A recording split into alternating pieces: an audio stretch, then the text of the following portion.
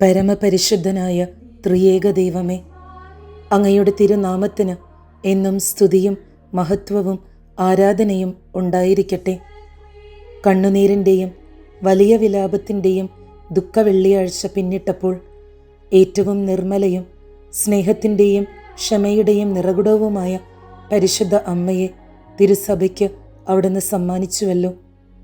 അങ്ങയുടെ മക്കൾക്ക് അവിടുന്ന് നൽകിയ ഈ മഹാകാരുണ്യത്തെ ഞങ്ങൾ നന്ദിയോടെ വാഴ്ത്തുകയും പരിശുദ്ധ അമ്മയുടെ വിമല ഹൃദയത്തിലേക്ക് ഞങ്ങളെല്ലാവരെയും, പ്രത്യേകിച്ച് അങ്ങയുടെ പ്രിയ പുരോഹിതരെയും കാഴ്ചവെക്കുകയും ചെയ്യുന്നു.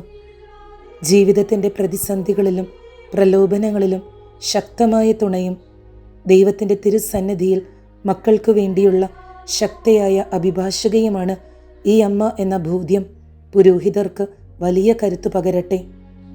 മംഗളവാർത്ത സമയത്ത് സ്വർഗത്തിൽ നിന്ന് അയക്കപ്പെട്ട മാലാഖിയെ കാൽവരിയുടെ കയ്പിലും കാണാതിരുന്നപ്പോഴും സ്വർഗീയ പിതാവിൻ്റെ പദ്ധതികളിൽ ശരണപ്പെട്ട പരിശുദ്ധ അമ്മയുടെ തിരുക്കുമാരനെ വഹിക്കുന്ന പുരോഹിത ഹൃദയങ്ങളും പ്രലോഭനങ്ങളുടെയും പീഡകളുടെയും നടുവിൽ ചഞ്ചലപ്പെടാതെ സ്വർഗത്തിൻ്റെ പദ്ധതികളിൽ ശരണപ്പെടാൻ സഹായിക്കണമേ.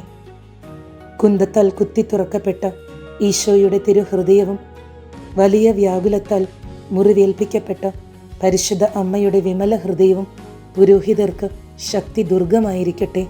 ആമേൻ.